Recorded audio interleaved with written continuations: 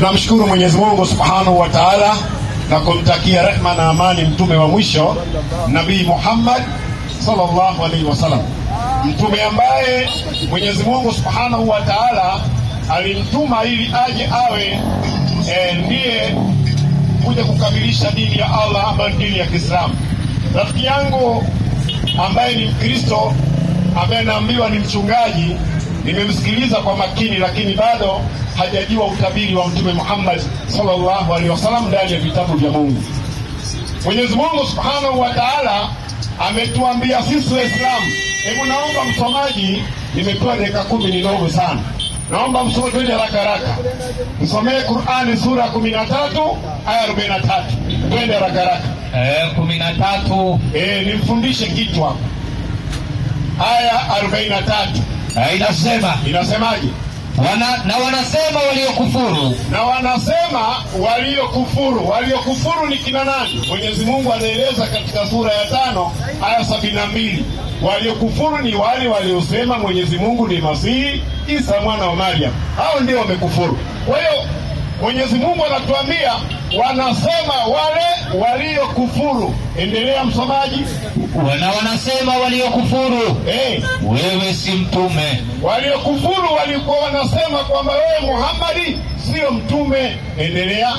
Kama unyango. Maliza haraka. Sema, anaambiwa mtume sema, Mwenyezi Mungu anatosha kuwa shahidi. Ndio. Baina yangu na baina yenu. Mwenyezi Mungu anatosha kuwa shahidi baina ya mtume Muhammad sallallahu alaihi wasallam na baina yetu. Endelea. Kuwa mimi ni mtume. Kwa Muhammad ni mtume. Endelea. Na pia yule mwenye ilmu ya kitabu. Shahidi wa pili ni yule mtu mwenye elimu ya kitabu. Endelea. Kila aliyesoma Taurati iliyo sahihi. Kila aliyesoma Taurati iliyo sahihi na Injili iliyo sahihi.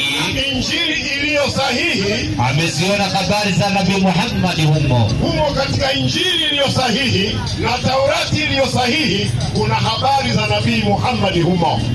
Sasa je, Injili iliyo sahihi na Taurati iliyo sahihi ipo? Na kama ipo, ni wapi mtume katabiriwa? Tumuulize Mwenyezi Mungu ndani ya Qur'an katika sura hiyo ya pili aya 121 anatuweka wazi. 121 inasema baada a'udhu billahi minash shaitani rajim. Tutampataje mtume Muhammad sallallahu alaihi wasallam katika Injili iliyo sahihi na Taurati iliyo sahihi? Soma hiyo kwanza. Wale katika ahli kitab, ndio tuliowapa kitabu, waliopewa kitabu Taurati 1, Injili 2, Zaburi na Zaburi, wakikisoma kitabu cha Taurati na Zaburi na Injili kama ipasavyo kusomwa bila ya kupotoa tafsiri yake, bila ya kupotoa tafsiri ya vitabu hivyo, wala kutoa hili na kutia lile, wala kutoa maneno ya Mwenyezi Mungu na kutia maneno yao, hao basi watu hao huiamini hii Qur'an, wataiamini hii Qur'ani wakasilimu na watakuwa Waislamu. Sasa huyu bado hajakuwa Muislamu, ina maana huyu anayesoma Taurati ambayo imepotolewa tafsiri yake na imeongezwa na ikapunguzwa, ndio maana mpaka sasa bado hajasilimu. Lakini ili kumpata mtume Muhammad katika vitabu hivyo, Mwenyezi Mungu ashaeleza kila aliyesoma Taurati iliyo sahihi na Injili iliyo sahihi ameziona habari za Nabii Muhammad humo. Sasa je, Taurati iko sahihi na Injili iko sahihi? Mungu anasema katika sura ya 5:48 Qur'an. Twende haraka niingie katika vitabu vyao. 5:48. Inasema, sikiliza mafundisho haya, hujapata kuyasikia katika kanisa haya na hata utafundishwa hivyo. Na tumekuteremshia kitabu. Anaambiwa mtume Muhammad ameteremshia kitabu cha Qur'an kwa ajili ya kubainisha haki. Lengo la Qur'an ni kwa ajili ya kubainisha haki. Kinachosadikisha vitabu vilivyokuwa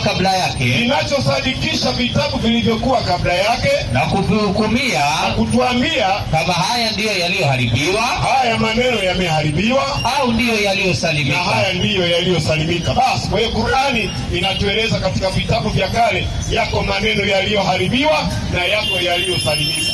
Katika yale yaliyosalimika machache, zipo habari za Nabii Muhammad humo.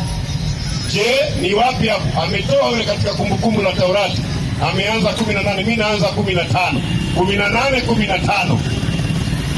Hapo alikuwa anatabiriwa nani na 18 alikuwa anatabiriwa nani? Twende haraka haraka dakika 10 chache.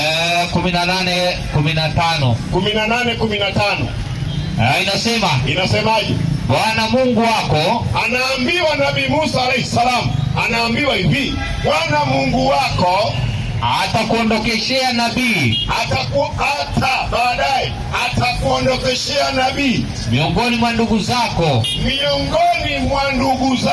ndugu za Musa, ndugu zake ambao ni makabila 12 ya wana wa Israeli. Huyo nabii atatoka miongoni mwa hao wana wa Israeli. Endelea. Ndugu zake Musa, endelea. Kama nilivyo mimi. Huyo nabii atakuwa kama alivyo Mungu. Yeye ni 18:15. Nenda 18:18. Nani mwingine anatabiriwa hapo? Mimi. Mungu anamwambia Musa, mimi Mungu nitawaondokeshea nabii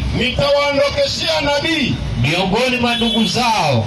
Kule naona kwenye sauti yangu na Wakristo wengine ambao wako nje, nataka muelewe vizuri katika maandiko haya mawili. 18:15 inasema ataondokeshewa nabii miongoni mwa ndugu zako, wewe Musa. Kiswahili hicho, ndugu zako. 18:18 Nabii Musa anaambiwa ataondokeshewa nabii miongoni mwa ndugu zao. Ndugu za wana wa Israeli kina nani? Ni mataifa mawili, Ismaili na Ishaka. Ishaka akatoa Mayahudi, Ismaili akatoa Waarabu. Ndugu za wana wa Israeli ni Waarabu. Kwa hiyo pale 18:18 aliyetabiriwa ni Mtume Muhammad sallallahu alaihi wasallam. 21:45 Mathayo. 21:45 Mathayo. Inasema 45. Twende haraka. Inasema ndio wakuu wa makuhani. Mathayo 21:45. 43 anzia 42. Kwa sababu hiyo nawaambia, ndio ufalme wa Mungu utaondolewa kwenu. Yesu alipokuja duniani, ambaye katumwa kwa makabila 12 ya wana wa Israeli, anawaambia Wayahudi ufalme wa Mungu, maana yake neno la Mungu litaondolewa kwenu. Endelea. Nao watapewa nani? Taifa lingine. Nao watapewa taifa lingine lenye kufanyaje? Lenye kuzaa matunda yake. Subiri. Kwa hiyo Bwana Yesu anasema katika hilo andiko, ufalme wa Mungu maana yake ni neno la Mungu litaondolewa kwa wana wa Israeli, watapewa taifa lingine. Galatia 4:21 inasemaje? Galatia 4:21. Twende haraka haraka. Galatia 4:21. Galatia, twende haraka haraka niingie katika injili ya Bwana Yesu alipomtabiri mtume, asema huyo ni Roho Mtakatifu. Roho Mtakatifu atabiriwa vipi? Roho Mtakatifu katika imani ya Kikristo ni kwamba ni kitu ama ni kipaji ambacho hakionekani. Huyo alitabiriwa na Bwana Yesu ni mtu ambaye lazima aonekane na kazi anayoifanya lazima ionekane. Roho Mtakatifu kwa imani yenu ni kitu ambacho hakionekani. Vipi Yesu amtabiri Roho Mtakatifu wakati yeye mwenyewe yuko duniani? Roho Mtakatifu yupo. Soma hiyo. Niambieni, ninyi mnaotaka kuwa chini ya sheria. Endelea. Je, hamkuisikia sheria? Maliza. Kwa maana imeandikwa ya kuwa. Imeandikwa nini? Ibrahimu alikuwa na wana wawili. Ndio. Moja. Ibrahimu alikuwa na wana wawili. Alafu hawa ndugu zangu katika ubinadamu, hao wa Kristo wanadanganywa na mapasta kule. Mapasta wao, hata mmoja wapo pasta mchanganyiko. Maana maandiko yanasema ya kwamba, yani ile kwamba mpaka wakaze kabisa. Ibrahimu alikuwa na wana wawili, lakini yule mmoja alikuwa ni wa uzinzi. Huyu ni Ismaili. Ndio maana Wakristo wakizaa mtoto hawawezi wakampa jina Ismaili, kwa sababu wanamchukia Ismaili, wakati katika Biblia Mungu anampenda Ismaili. Lakini mapasta wanawadanganya waumini wao, Ismaili ni mwana haramu. Kwa nini? Wanaanza kumchukia Ismaili kwa sababu Ismaili kamtoa mtume wetu Muhammad sallallahu alaihi wasallam. Ndio maana wanaanza kumchukia huko. Soma hiyo. Kwa maana imeandikwa kwa Ibrahim alikuwa na wana wawili. Mmoja kwa mjakazi ambaye ni Hajiri, na mmoja kwa muungwana ambaye ni mama yetu Sara, muungwana. Endelea. Lakini yule wa mjakazi alizaliwa kwa mwili, ndio yule wa muungwana kwa ahadi. Maliza. Mambo hayo husemwa kwa mfano. Maliza andiko. Kwa maana hao ndio kama maagano mawili. Maandiko yanasema kwa maana hayo ndio kama maagano mawili. Endelea. Moja ndio kutoka mlima Sinai, agano moja kutoka mlima Sinai lizalo kwa utumwa, ambayo agano hilo limeanza kwa nabii Ishaka, akatoa na manabii wengi pale katika nabii Yakobo mpaka kazaliwa Yesu. Endelea. Ambalo ni Hajiri. Hajiri ndio kamtoa Ismaili. Endelea. Maana huyo Hajiri ni kama mlima Sinai, ulioko Arabuni.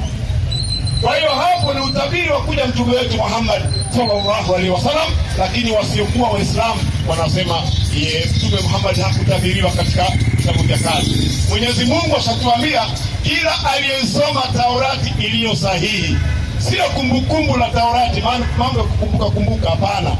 Taurati iliyo sahihi na Injili iliyo sahihi, sio Injili kama according to Matthew, Injili kama alivyoandika Mathayo.